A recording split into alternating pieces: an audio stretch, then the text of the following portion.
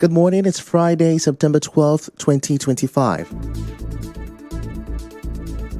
Mental health is real, seek help, end the stigma. On the news this morning, we count down to the end of emergency rule as stakeholders disagree on calls for Governor Fubara to audit the finances of the last 6 months. Secretary to Rivers State Government denies knowledge of secret employment in civil service. Clerics raise concern over insecurity and bad governance in Nigeria. NDLEA worried about online drug trade in Rivers State. On the foreign scene, FBI releases images of person of interest in Charlie Kirk shooting. The details of these and more after this break.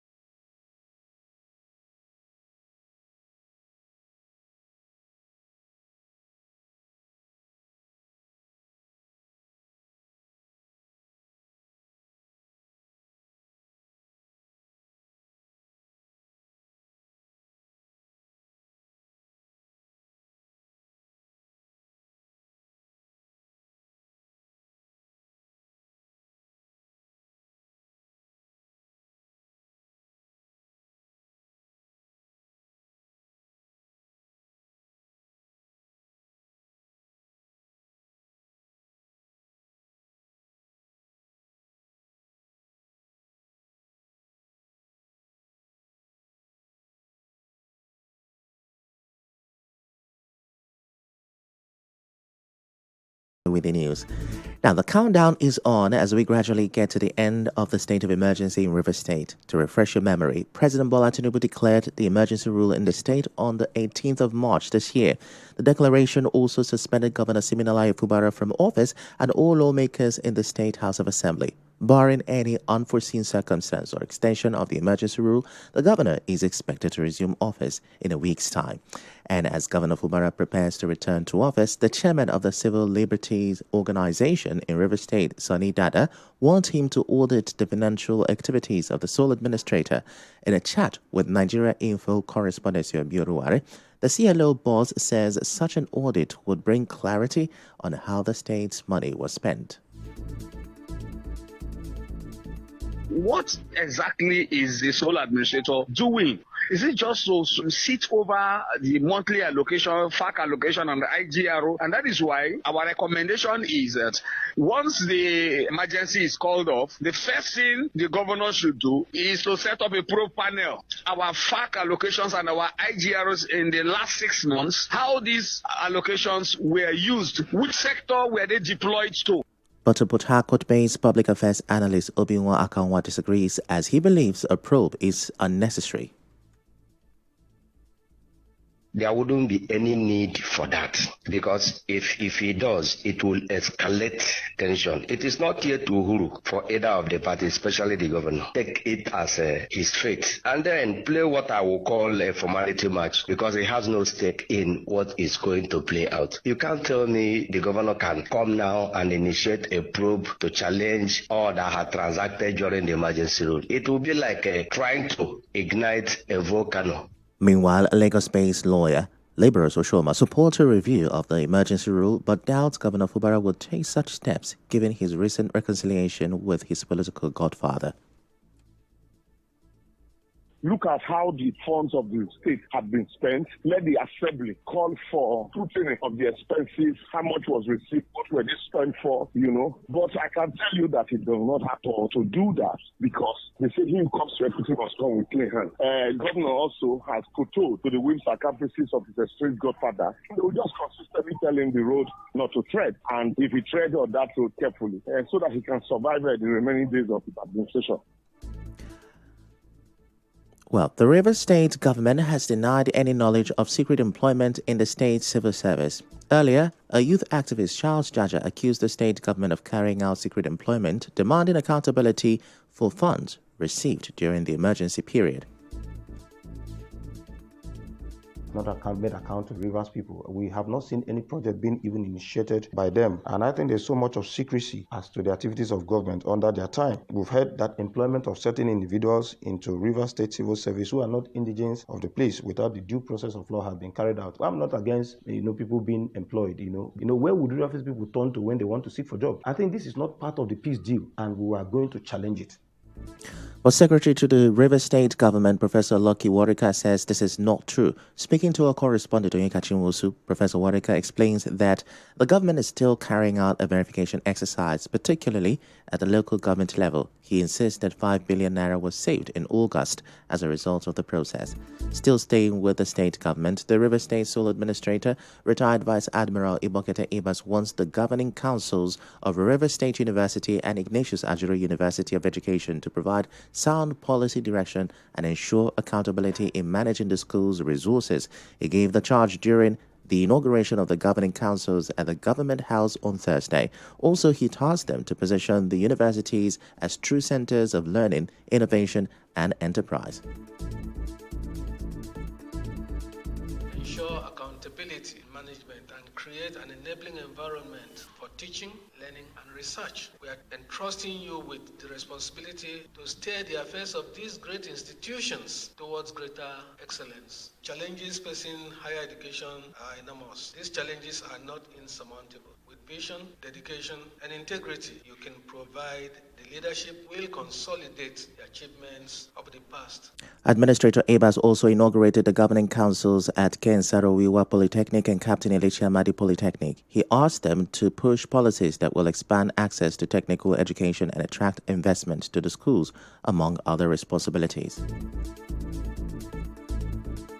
Must promote policies will expand access to technical education, improve infrastructure, enhance staff and students' welfare, foster research and innovation. I urge you to strengthen partnerships, attract investments, and create enabling environment for teaching, learning, and research to thrive. Let our polytechnics become models for technical education and hubs for innovation in our state.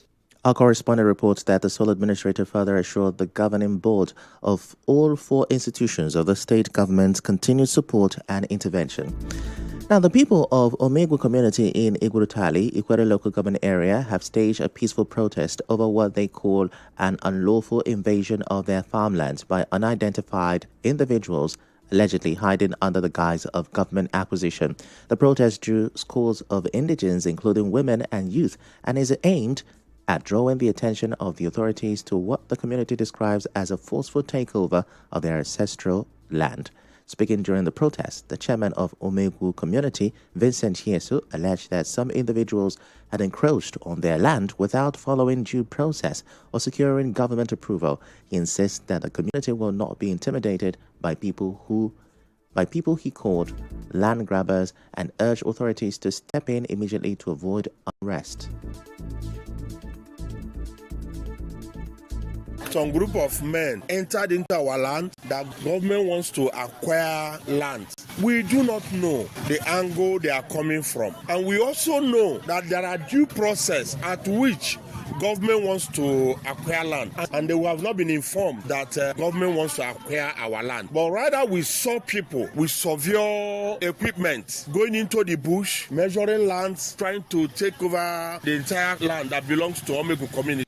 Some women from the community also lamented the loss of their farmland, which they described as their only source of livelihood. They appealed to the state and local government to investigate the matter urgently and ensure that any planned acquisition follows legal and traditional protocols.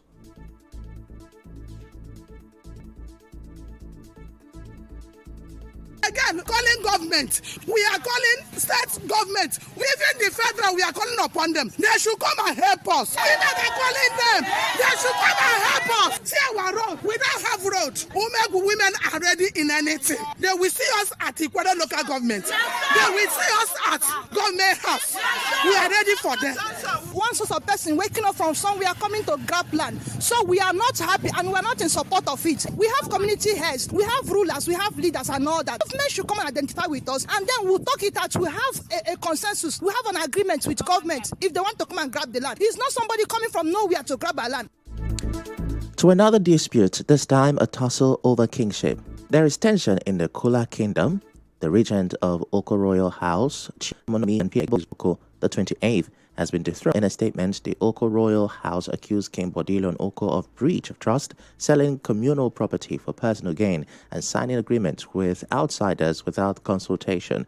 The statement was signed by several leaders of the kingdom, including Alabo A.K. Atabilaye Dia, Prince Major Ogeibo, Chief Wariboko Olali Mboko, and King Emmanuel Alalibo, among others. According to Chief Tamunoemi Owen Felix, other allegations include inequitable resource distribution and divisive leadership. We have dethroned him. We have revoked all those documents. All the powers of attorneys he signed as an individual or with any other person, they've all been revoked. If any person is still interested in doing business in Bilema community or the Oko Royal House by way of we donating a power of attorney, he should meet the new government. Chief Felix, who announced himself as regent, claimed that despite funds from oil companies, the people of Kula still live in poverty. Since 1996, that the former King Oko the 27th died, the family has been in disunity. And we've discovered that is a cause because he has never agreed to any form of settlement. If you go to our community today, the people are living in abject poverty, irrespective of the billions of naira coming to the community from oil company. As I'm talking with you now, we are the owners of OML 25, and what is given to the family, to the community, does not reach the people. So we have to dethrone him. But when contacted, King Bodilon Allen Ekine Oko dismissed the move, saying those behind it are not members of the Oko Royal House. He describes the allegations as false, insisting he remains the duly crowned Amayanabo and is committed to the development of Kula Kingdom. Well, in a similar story, in Ahoda East, the chairman of Umweze in Ibu Ihuaba community, Ese Hezekiah Victor, says the community has dethroned Chief Ngozi Nathan Abu of Ezenwola. According to a statement signed by community leader Chief Nathan Abu, was removed over alleged gross misconduct, court activities, and fetish practices. The statement was signed by Eze Hezekiah Victor, Secretary Umweze, Chigozie Aye, Speaker Ilohua, Elder Rufus Ele, Elder Judge Egelem, Amechono Fred Abu, and Elder Sunday Warder. Eze Victor spoke about the decision in an interview with Nigeria Info. So he was trying to rule without the consent of the elders in the community. And it's so fetish with all this, then the community now gathered and then have to decide and get him dethroned. Community now is being managed by the Elohad and the Lumezi. It has been communicated to him by a Korea service. Yes. DPO has been sacked, Ministry of Chieftaincy sacked, Area Command sacked, Shell, including himself. But in his reaction, Chief Ngozi Nathan Abu denied the allegations. And now, the socio-cultural group Obako Ozozo General Assembly has dismissed a radio broadcast that reportedly recognized Eze Josiah Nwagu as the Onyishi Agworo of Ozozo clan. In a statement signed by its chairperson, Emeka Amechi, the group says Eze remains the child traditional Zueche, the House of Chiefs and Traditional Rulers. The alleged installation of Eze Nwagu by the Ochie of Eche land, Eze EMB Oporom, is still being challenged in court under suit number OHC/20/2019. The group also warned that the Onyishi Agworo stool is strictly for the Ozozo people and not rotational, adding that any attempt to recognize Eze Nwagu will attract fresh legal action.